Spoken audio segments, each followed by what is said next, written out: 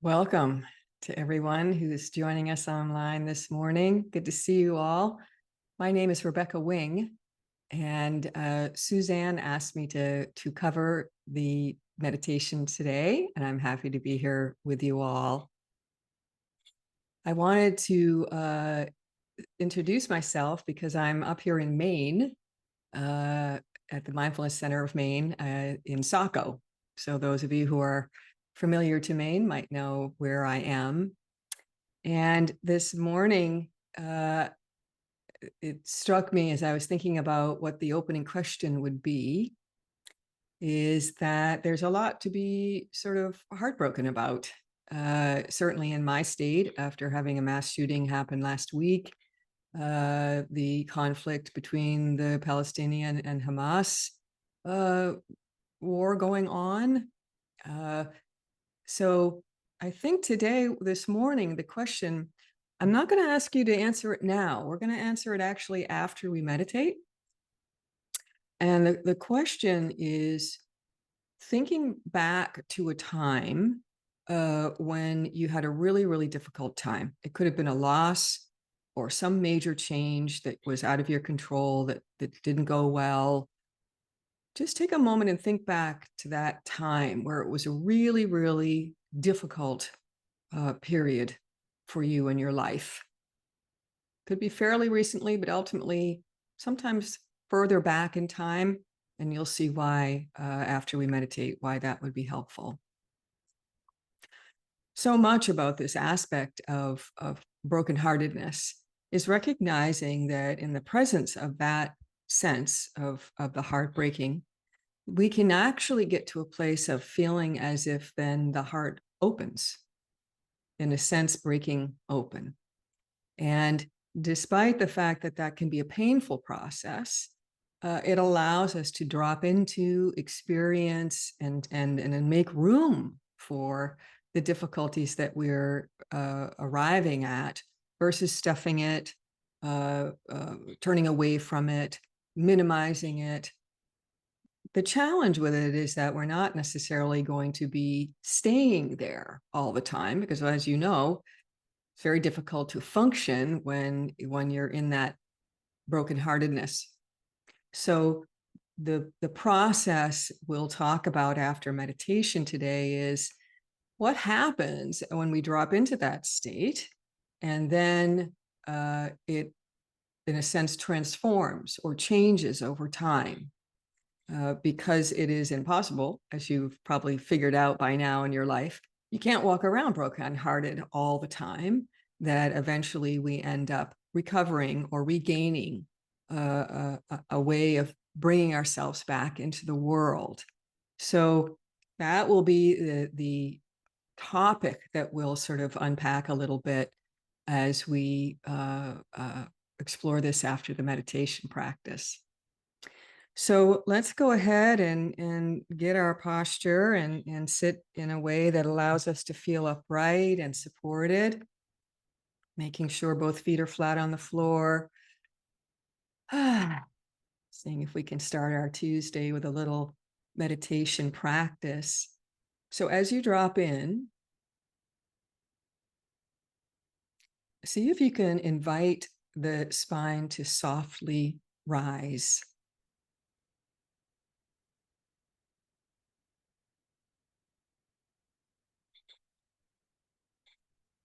Allowing the shoulders to rest on the frame of the body. I can be upright, but also at ease in the alignment of my body.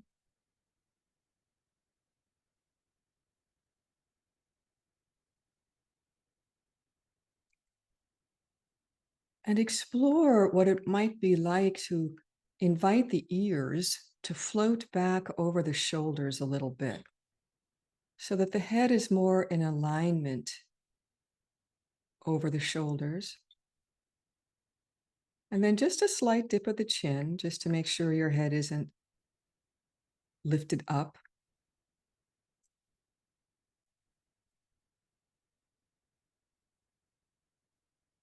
And there's one last piece that you can explore, which is allowing the tongue to float in the mouth.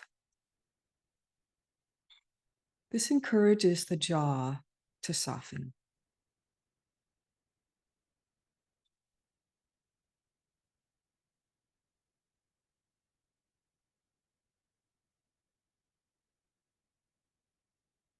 And as we find the posture, drop into your awareness of the sensations in your body.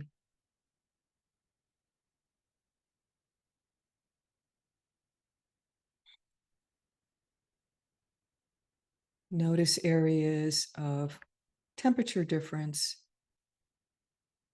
muscle sensation,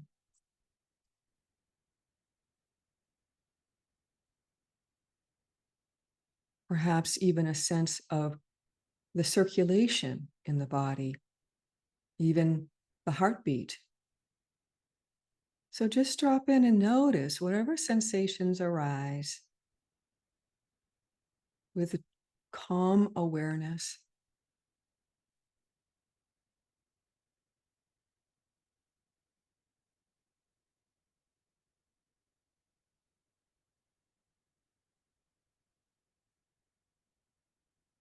And then find the breath, dropping the attention down deep into the lower abdomen. And explore on the exhale, slowly drawing the abdomen in towards the spine. And on the inhale, letting the belly relax. Exhale, slowly drawing the belly in. Inhale, let the belly relax. Bringing the awareness as low in the abdomen as you can. The movement might be real subtle, but this is the exploration of lowering the awareness of the breath deeper down into the body.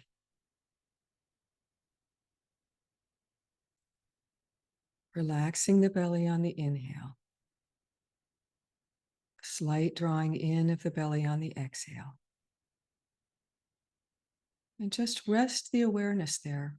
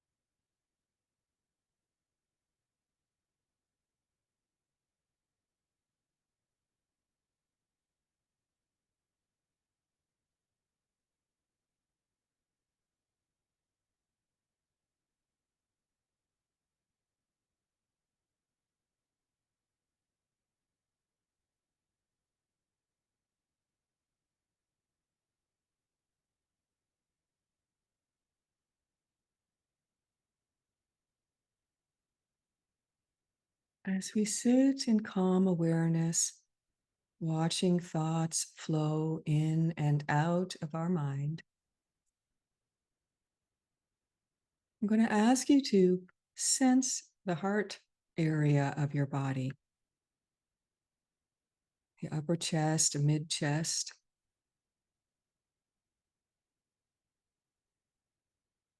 And notice the sensations there this morning.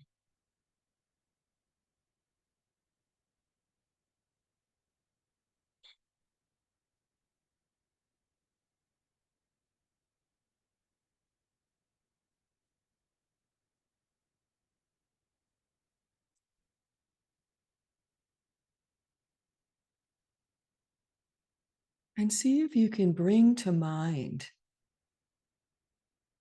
a time in your past where there was loss or heartache or some event that was out of your control.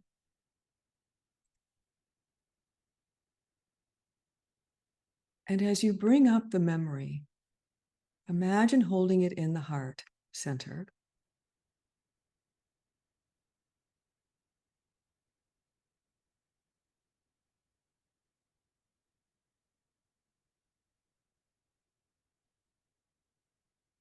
In this practice, we learn how to hold loss with a calm, attentive heart.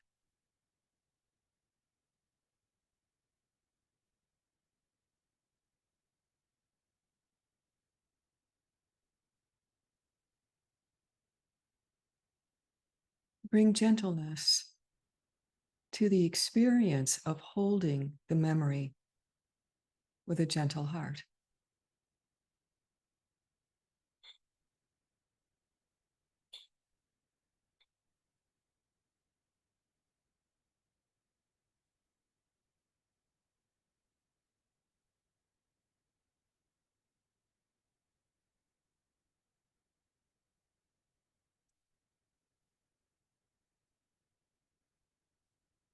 And as you reflect or hold this memory, allow yourself to contemplate what was the lesson learned from this difficult experience.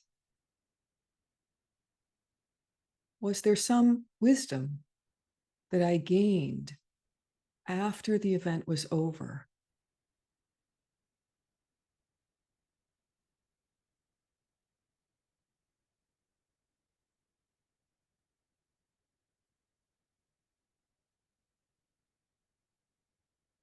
And if something comes to mind, hold that in the heart as you breathe. This lesson learned, this wisdom gained, and let that sink into the heart center.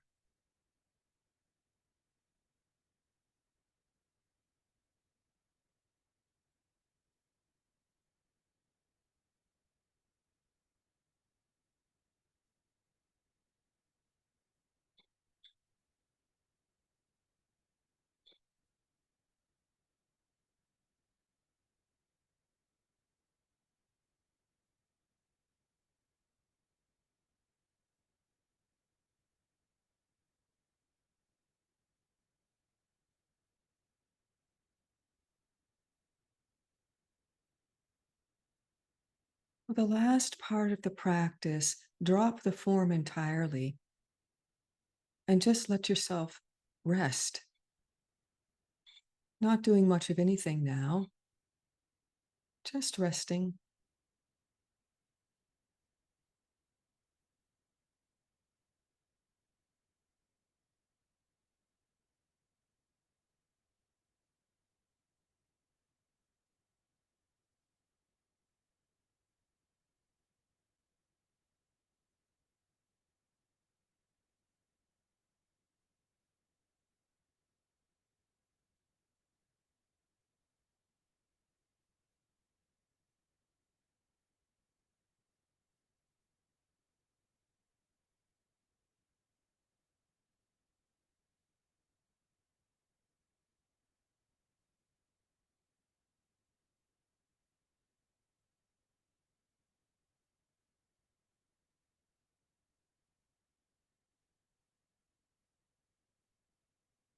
Sense your body sitting in the chair.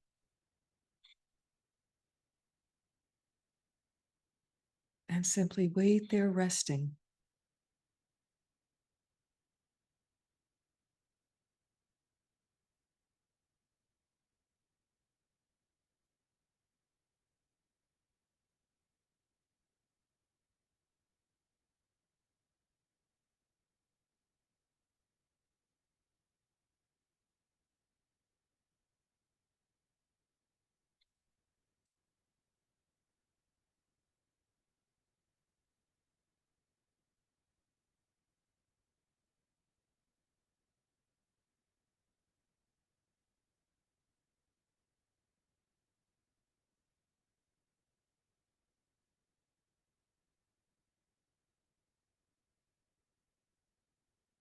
As we end the practice, it can be helpful to experience appreciation for giving yourself this time for reflection and meditation, and a bit of a pat on the back for allowing yourself to drop into this practice.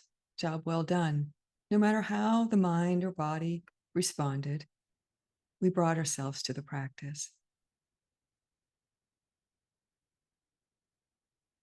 So when you're ready, it can be helpful to draw a deeper breath in, maybe a nice stretch as we end the meditation.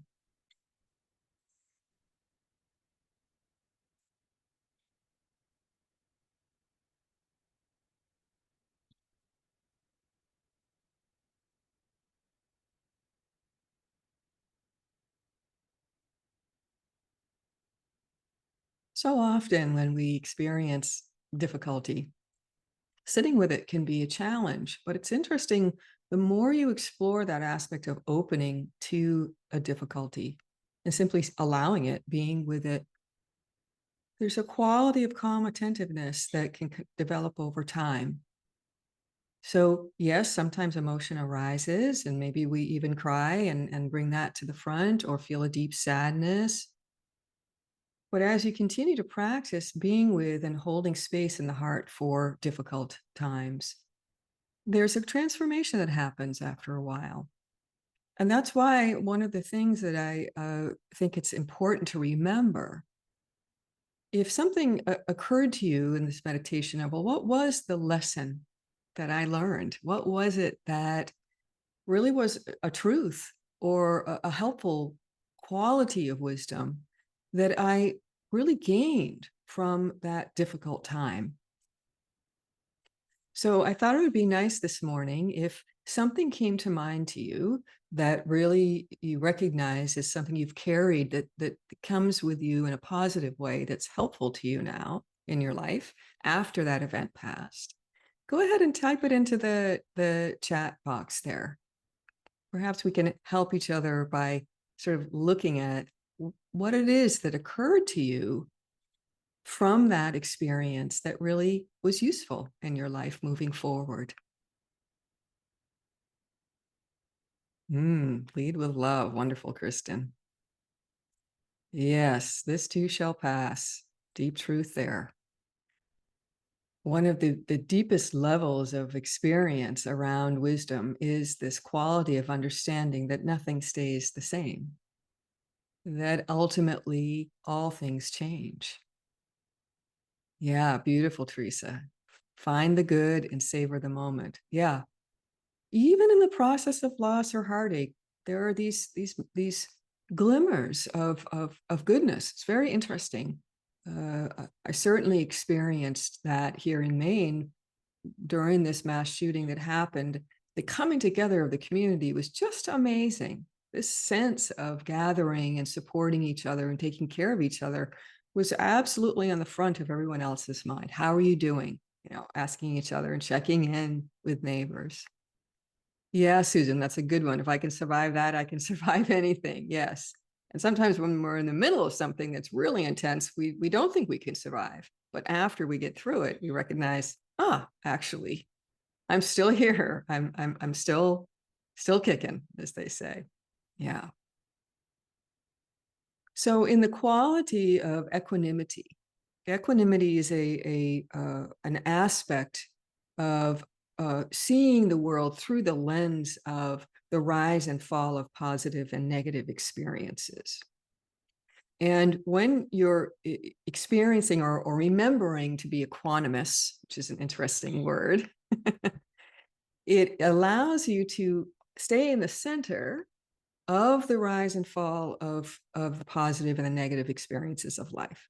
So I'm still experiencing the positive and the negative experiences, but I'm not grasping or contracted or trying to hold on to or push away the things that are happening in my life. I'm allowing and being with it in that way. And that loving awareness, and Heather, that's a good example. I need to love myself more and care for those around me. That ultimately is, in many ways, a quality of equanimity, that I'm recognizing that I can bring loving awareness to whatever arises, good, bad, back and forth in my life. And that aspiration, takes a lot of practice. That I'm going to work with something other than outrage or anger or irritation or withdrawing or completely falling apart. There's a part of me that can stay centered and allow the rising and the falling of life to happen, because of course it does. There's no way around that. And certainly from my experience as I've gotten older, I think that it is a real, more and more lessons are learned, right? Because the longer you live, the more difficult experiences you have, simply the way that works. And so this aspect of why it is, if you're a younger person, why it is that you're drawn to maybe a grandparent or someone, a friend that you have that may be older than you, it's frequently because that person has seen an arc of life that includes the negative and the positive, and is able to hold that awareness in the presence of the now, even if it's difficult. So in meditation practice, how does this transfer to formal meditation? So in meditating, you can think of the rise and fall of thoughts and emotion and body sensation as, in a sense, a microcosm of the macrocosm. So, I've been sitting daily for years and years and years, and I can sense, okay, there's a lot of discursive thoughts arising this morning. I'm really distracted, or I'm stuck on one particular thing that I can't seem to shake. And then I wait. I simply wait. I acknowledge the fact that the mind is clouded or contracted, and I wait. And in that waiting, it's similar. It's like a small waiting through the difficult time. In this case, maybe a challenging meditation, because eventually it changes and things start to, in a sense, open up. And that's why a lot of times we talk about meditation, the 20-minute mark is a real sweet spot. And the reason for that is because the last 5 minutes is really where oftentimes the mind lets go and opens into the experience. And the first 15 minutes, you're kind of riding the waves of thoughts coming and going and emotions. And it's like trying to settle. And that's why that 20-minute time slot is considered to be a good way to explore waiting to see how things change. And even in the course of the 12-minute meditation that we did this morning, there was an arc of experience. Some of it might have been easy, some of it might have been difficult, but by the end, you got to a certain place, and it wasn't the same as where you were at the beginning of the meditation. So that's why meditation can be so helpful in sort of cultivating this muscle of equanimity. I can ride the waves of experience, whether it be negative or positive or neutral. And I can really allow myself to drop into that state and wait with loving awareness and calm attention. And each time we do that kind of practice, we're developing pathways in our brain that are stronger towards that ability to calmly attend to whatever's arising. So one of the things to be exploring in your own practice is notice your aversion if you're sitting in meditation and it's not going the way you want it to, right? Or it's not going well. And see if you can hang in there and bring that calm attentiveness, that open-heartedness to the experience and wait before you give up.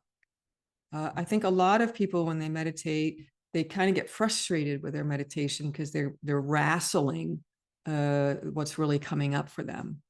So that is it's a good, I want you to feel encouraged to recognize that that happens to everyone who meditates.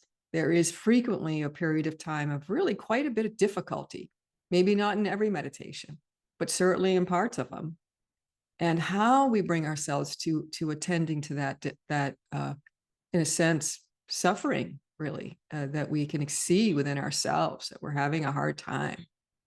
It's just so beautiful to be able to really relax and open and attend to it without contracting or pushing it away or judging it. So these lessons learned are so beautiful. I think that the one thing I want you to kind of continue to explore, you know, this during this time of the Israeli-Hamas conflict, especially, but also any other thing that's going on in your life, is realizing, okay, you know, I've had similar things like this happen to me before, and then things changed over time. I was reflecting on how, you know, dysregulated we were initially with the Ukrainian attack by Russia, and how, yes, we're still feeling the pain and the difficulty of that, but it's different now, isn't it? It's interesting how the human heart can only hold so much. And so be patient with that aspect of how and in what way you hold loss, sadness, heartache, because over time it will change. So drop in just one more minute before we go. And just notice the chair beneath you. You don't even have to close your eyes if you don't want to. And just feel the life in your body for a moment. Your heart's still beating. You're still breathing. You can sense your hands as they rest. Just give yourself a few more moments. Maybe drop the eyes, closing them, feeling the shoulders again resting on the frame of your body. And witness the aliveness of yourself in this moment.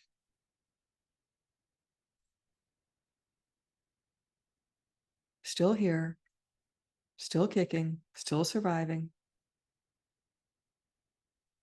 And aspire on this day to bring loving awareness to yourself and also to the world around you.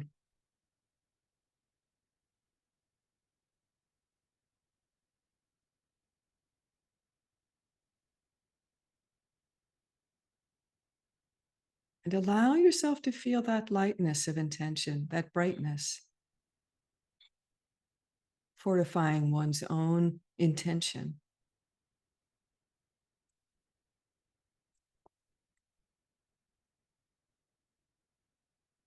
And feel that warmth in the heart. On this day, I bring myself to the world and myself with loving awareness, resting in equanimity.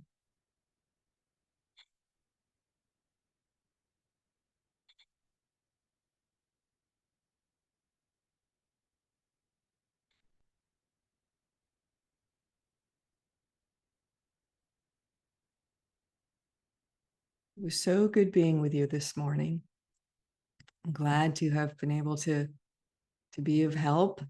Hopefully you can start the day with a little more settled energy, and keep in mind that the Tuesday meditations happen every week. You're welcome to join us anytime. Good to be with you all. And you're welcome. Goodbye, everybody.